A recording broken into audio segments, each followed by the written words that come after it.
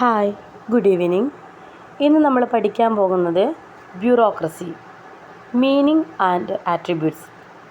Meaning of bureaucracy. Bureaucracy is a formal system of administration. അപ്പോൾ അഡ്മിനിസ്ട്രേഷൻ്റെ ഒരു formal സിസ്റ്റമാണ് ബ്യൂറോക്രസി എന്ന് പറയുന്നത്.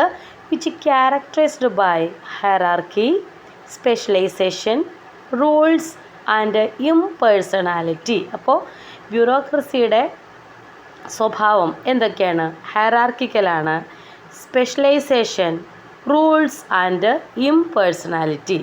It is the framework through which governments organise and execute policies and services. Government policies നടപ്പിലാക്കുന്നത് എന്തിലൂടെയാണ്? ഈ ബ്യൂറോക്രസിയിലൂടെയാണ്. It is considered the backbone of modern public administration. One വേർഡിന് സാധ്യതയുള്ള ചോദ്യമാണ്. മോഡേൺ പബ്ലിക് അഡ്മിനിസ്ട്രേഷൻ്റെ ബാക്ക് ബോൺ എന്ന് പറയുന്നത് എന്താണ്? ബ്യൂറോക്രസിയാണ്. It ensures that administrative work is done in a systematic, predictable and efficient manner. അല്ലേ? അതായത് ഈ പബ്ലിക് അഡ്മിനിസ്ട്രേറ്റീവ് വർക്ക് എന്ന് പറയുന്നത് വളരെ സിസ്റ്റമാറ്റിക്കായിട്ടും പ്രൊഡക്റ്റബിളായിട്ടും എഫിഷ്യൻറ്റ് മാനറിലും ചെയ്യുന്ന ഒരു ബ്യൂറോക്രസി തന്നെയാണ്. ഇതിലൂടെയാണ് നമ്മുടെ എക്സിക്യൂട്ടീവ് കാര്യങ്ങളെല്ലാം നടപ്പിലാക്കുന്നത്. Next, Max Weber, a German sociologist, gave the most widely accepted definition of bureaucracy. ബ്യൂറോക്രസിയുടെ ഏറ്റവും വിശാലമായിട്ടുള്ള ഒരു ഡെഫിനിഷൻ നൽകിയിരിക്കുന്നത് സോഷ്യോളജിസ്റ്റായിരുന്ന മാക്സ് വെബറാണ്. Bureaucracy is a rational legal system of administration based on. എന്തിൻ്റെയൊക്കെ അടിസ്ഥാനത്തിലാണ് ഈ ബ്യൂറോക്രസി എന്ന് പറയുന്ന സിസ്റ്റം നിലനിന്ന് പോകുന്നത്? On rules, hierarchy, specialisation and merit. അപ്പോൾ ഇതിൻ്റെയൊക്കെ അടിസ്ഥാനത്തിലാണ് ബ്യൂറോക്രസിയിലേക്ക് തിരഞ്ഞെടുപ്പ് വരുന്നത്, അല്ലെങ്കിൽ ബ്യൂറോക്രസി സെലക്ട് ചെയ്യപ്പെടുന്നത്. Then definition of by Max Weber. Weber describe bureaucracy as an organisation that, ഒന്നാമത്തത്, operates according to formal rules and regulations. അല്ലേ? അപ്പോൾ ഇതിന് ഒത്തിരി ഫോർമൽ റൂൾസും റെഗുലേഷൻസും ഉണ്ട്. Then has a clear hierarchy of authority. അതിനൊരു പ്രോപ്പറായിട്ടുള്ള ഹയറാർക്കി അധികാരം ഉണ്ട്. Then works on division of labour or specialisation. അതായത് ഓരോ ലേബറും ഏതിലാണോ സ്പെഷ്യലൈസ് ചെയ്തിരിക്കുന്നത് അതനുസരിച്ചാണ് ഡിവൈഡ് ചെയ്തിരിക്കുന്നത്. അടുത്തതോ, recruits officials based on merit and qualification. ഓരോരുത്തരെയും സെലക്ട് ചെയ്യപ്പെടുന്നത് എങ്ങനെയാണ്? അതിൻ്റെ മെറിറ്റിൻ്റെയും ക്വാളിഫിക്കേഷൻ്റെയൊക്കെ അടിസ്ഥാനത്തിലാണ്. അതുകൊണ്ടാണ് മാക്സ് വെബർ പറഞ്ഞത് ബ്യൂറോക്രസി എന്ന് പറയുന്നത് it's a rational legal system of administration based on. അതാണ് എന്തിൻ്റെ അടിസ്ഥാനത്തിലാണെന്ന് പറഞ്ഞത്. റൂൾസ് ഉണ്ട്, ഹയറാർക്കി ഓഫ് അതോറിറ്റി ഉണ്ട്, division of labour or specialisation ഉണ്ട്, ആൻഡ് മെറിറ്റ് ആൻഡ് ക്വാളിഫിക്കേഷൻ്റെ അടിസ്ഥാനത്തിലുമാണ് ഈ ബ്യൂറോക്രസിയിലെ ഒരു സ്ട്രക്ചർ സെലക്ട് ചെയ്യുന്നത്. അടുത്തത് നോക്കുക, main attributes or characteristics of bureaucracy എന്തൊക്കെയാണ്? ഒന്നാമത്തെ point, hierarchical structure. Authority flows from top to bottom. അപ്പോൾ അധികാരം എന്ന് പറയുന്നത് മുകളിൽ നിന്നും താഴേക്കായിട്ടാണ് ക്രമീകരിച്ചിരിക്കുന്നത്. രണ്ടാമത്തെ point, higher officials supervise the lower officials. അപ്പോൾ താഴേക്കിടയിലുള്ള ഉദ്യോഗസ്ഥന്മാരെ സൂപ്പർവൈസ് ചെയ്യുന്നത് മുകളിലുള്ള ഉദ്യോഗസ്ഥന്മാരാണ്. എൻഷ്യൂർസ് ഡിസിപ്ലിൻ ആൻഡ് അക്കൗണ്ടബിലിറ്റി. അപ്പോൾ ആ ഒരു സ്ട്രക്ചറിൽ അതിൻ്റെ അച്ചടക്കവും അതുപോലെ തന്നെ അക്കൗണ്ടബിലിറ്റിയും ഉണ്ട്. ദെൻ എക്സാമ്പിളാണ് സെക്രട്ടറിയിൽ നിന്ന് ജോയിൻറ്റ് സെക്രട്ടറിയിലേക്ക്, തൊട്ട് താഴെ deputy secretary to section officer. ഇങ്ങനെയാണ് അതിൻ്റെ സ്ട്രക്ചർ പോകുന്നത്. അക്കൗണ്ടബിലിറ്റി എങ്ങനെയാണ്?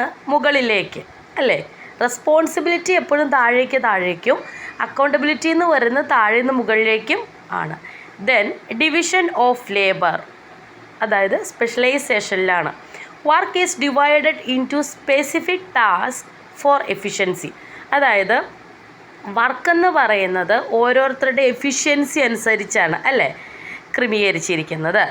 Age official perform a specialised function. അതായത് ഇപ്പോൾ ഒരു കാർപ്പൻറ്റർ ആണെങ്കിൽ അദ്ദേഹം സ്പെഷ്യലൈസ് ചെയ്തിരിക്കുന്നത് കാർപ്പൻറ്റർ മേക്കിങ്ങിലാണ്, അല്ലേ? അപ്പോൾ കാർപ്പൻറ്ററിയിലാവുമ്പോൾ അതിൽ ഫോക്കസ് ചെയ്യുന്ന ആളുകൾക്ക് ആ ജോലി. Okay. Then each official performs a specialized function. Example, separate department for finance, education, health. അപ്പോൾ ഏതിലാണോ സ്പെഷ്യലൈസ് ചെയ്തിരിക്കുന്നത് അതിലാണ് ജോലി. ഹെൽത്ത് ഡിപ്പാർട്ട്മെൻറ്റിൽ ഹെൽത്തുമായിട്ട് ബന്ധപ്പെട്ട് പഠിച്ച ആളുകൾക്ക്, എഡ്യൂക്കേഷൻ ഡിപ്പാർട്ട്മെൻറ്റിൽ അതിൻ്റെ മെറിറ്റ് അനുസരിച്ചുള്ള ആളുകൾക്ക്, ഫിനാൻസിലാണെങ്കിൽ ആ ഡിപ്പാർട്ട്മെൻറ്റിലേക്ക് സെലക്ട് ചെയ്യുന്ന ആളുകൾക്ക്. അപ്പം അങ്ങനെയാണ് ഇതിൻ്റെ ഒരു ഡിവിഷൻ ഓഫ് ലേബർ പോകുന്നത്. ഓക്കെ, അടുത്തത് നോക്കാം. Rule based functioning. Decisions are taken according to written rules and regulations. അപ്പോൾ തീരുമാനങ്ങൾ എടുക്കുന്നത് എഴുതി വച്ചിരിക്കുന്ന നിയമങ്ങളുടെയും ചട്ടങ്ങളുടെയൊക്കെ അടിസ്ഥാനത്തിലായിരിക്കും.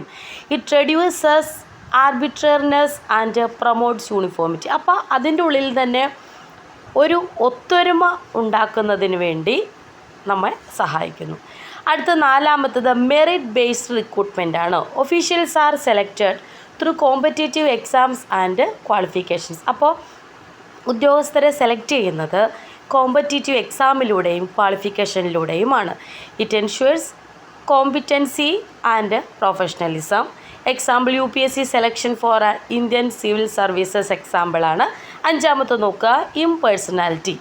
Officials act without personal bias or favouritism. അതായത് നമുക്ക് ഒരു മറ്റൊരാളോടുള്ള ഫേവറിറ്റിസം ഒക്കെ മാറ്റിവെച്ച് ഔദ്യോഗിക കർമ്മം ഏറ്റവും നന്നായിട്ട് ചെയ്യുക എന്നുള്ളതാണ് ഇതുകൊണ്ട് ഉദ്ദേശിക്കുന്നത്. Equal treatment for all citizens. എല്ലാ പൗരന്മാരോടും തുല്യമായ രീതിയിൽ നമ്മൾ പെരുമാറുക, നമ്മുടെ ജോലി ചെയ്യുക. Decisions are based on rules not personal preference. ഒരു വ്യക്തിയോടും പേഴ്സണൽ പ്രിഫറൻസ് ഇല്ലാതെ നമ്മൾ എന്ത് ചെയ്യണം? ഡിസിഷൻസ് റൂൾസ് അനുസരിച്ച് തീരുമാനങ്ങൾ എടുക്കുക. Fixed salary and career structure. Regular salary and benefits. കൃത്യമായിട്ടുള്ള സാലറിയും ബെനിഫിറ്റ്സും. Then promotion based on merit or seniority. മെറിറ്റും അനുസരിച്ചുള്ള പ്രൊമോഷൻ നൽകൽ. Provide stability and loyalty in administration. അപ്പോൾ ഇതാണ് ഫിക്സഡ് സാലറി ആൻഡ് കരിയർ സ്ട്രക്ചറിൽ വരുന്നത്. ഇതൊക്കെ പ്രോപ്പറായിട്ട് ഇപ്പോഴും നടന്നു പോകുന്നത് തന്നെയാണ് ബ്യൂറോക്രസിയിൽ. അതുകൊണ്ട് ഇത് പ്രത്യേകമായിട്ട് നമ്മൾ പറയേണ്ടത് എല്ലാവർക്കും അറിയാവുന്ന കാര്യങ്ങളാണ്. ഏഴാമത്തത് written documents record keeping. All decisions are documented in writing. അല്ലേ, എല്ലാ തീരുമാനങ്ങളും എഴുതപ്പെട്ട നിലയിൽ ഡോക്യുമെൻ്റ് ആക്കിയാണ് സൂക്ഷിക്കുന്നത്. The records maintain transparency and continuity. അടുത്തത് എട്ടാമത്തെ റേഷണൽ ലീഗൽ അതോറിറ്റിയാണ്. Authority is derived from legal rules and laws, no tradition or charisma. Then Weber identified this as the foundation of bureaucratic authority, rational and legal authority. Then merits of bureaucracy. It ensures efficiency and systematic administration. Okay, ബ്യൂറോക്രസിയുടെ മെറിറ്റ് എന്ന് പറയുന്നത് efficiency അതുപോലെ തന്നെ systematic administration ensure ചെയ്യുന്നുണ്ട്. Then it provides predictability and uniformity in ഗവേണൻസിലുള്ള uniformity. Then maintain stability and continuity of അഡ്മിനിസ്ട്രേഷനിലുള്ള സ്റ്റെബിലിറ്റിയും കണ്ടിന്യൂറ്റിയും മെയിൻറ്റെയിൻ ചെയ്യാൻ. Then it promote professionalism through merit based recruitment. Okay, merit based റിക്രൂട്ട്മെൻറ്റിലൂടെയാണ് നമ്മളിത് പ്രൊമോട്ട് ചെയ്യുന്നത്. It ensures rule based decision making. ഇതെല്ലാം നമ്മൾ നേരത്തെ പറഞ്ഞു വിട്ടതാണ്, പക്ഷെ അതൊരു ബ്യൂറോക്രസിയുടെ മെറിറ്റായിട്ട് പറഞ്ഞതേ ഉള്ളൂ. ഇതിൻ്റെ ഡിമെറിറ്റ്സും ഉണ്ട്. റെഡ് ടാപ്പിസം, അതുപോലെ rigid and inflexible. Then mechanical attitude. Red tapism excessive paper work and delays വരുന്നതാണ് പറയുന്നത്. റിജിഡ് ആൻഡ് ഇൻഫ്ലെക്സിബിൾ എന്ന് ഉദ്ദേശിക്കുന്നത് റെസിസ്റ്റ് ഇന്നോവേഷനാണ്. മെക്കാനിക്കൽ ആറ്റിറ്റ്യൂഡ് എന്നുകൊണ്ട് ഉദ്ദേശിക്കുന്നത് lakhs creativity and human touch. അതാണ് എൻ്റെ ഡിമെറിറ്റായിട്ട് പറയും. ഇതൊക്കെ ജസ്റ്റ് ഒന്ന് പാസ് ചെയ്ത് വിട്ടാൽ മതി ഡിമെറിറ്റൊക്കെ. ബാക്കിയുള്ളത് നന്നായിട്ട് പഠിക്കുക, പക്ഷേ ആട്രിബ്യൂട്ട്സ് നന്നായിട്ട് പഠിക്കുക. Okay, last importance in modern state എന്തൊക്കെയാണെന്ന് നോക്കിയേ. Essential for implementing government policies നല്ല രീതിയിൽ നടപ്പാക്കുന്നതിന് നമുക്ക് ബ്യൂറോക്രസി ആവശ്യമാണ്. പ്രൊവൈഡ്സ് പബ്ലിക് സർവീസ് എഫിഷ്യൻ്റ്ലി, അല്ലേ, പബ്ലിക് സേവനങ്ങൾ എഫിഷ്യൻ്റ്ലി പ്രൊവൈഡ് ചെയ്യാനായിട്ട് ബ്യൂറോക്രസി ആവശ്യമാണ്. Maintains law and order. അതുപോലെ തന്നെ it ensures continuity irrespective of political changes. Supports a welfare state. ഒരു രാജ്യത്തിൻ്റെ ക്ഷേമം. ഇതെല്ലാം മോഡേൺ സ്റ്റേറ്റിൽ ബ്യൂറോക്രസിയുടെ പ്രാധാന്യം അറിയിക്കുന്നത് തന്നെയാണ്. അപ്പോൾ ബ്യൂറോക്രസി എന്ന് പറയുന്ന ടോപ്പിക്ക് കഴിഞ്ഞു. ഇതെന്താണ് ബ്യൂറോക്രസിയുടെ മീനിങ് എന്നും എന്തൊക്കെയാണ് ആട്രിബ്യൂട്ട്സ് മാത്രമേ പറഞ്ഞിട്ടുള്ളൂ. ഇനി ബാക്കിയുള്ള ടോപ്പിക്സ് ഉടനെ അപ്ലോഡ് ചെയ്യുന്നതായിരിക്കും. അപ്പോൾ ക്ലാസ് ഇഷ്ടപ്പെട്ട് കഴിഞ്ഞാൽ ഒന്ന് ചാനൽ സബ്സ്ക്രൈബ് ചെയ്യുക, ലൈക്ക് ചെയ്യുക. താങ്ക്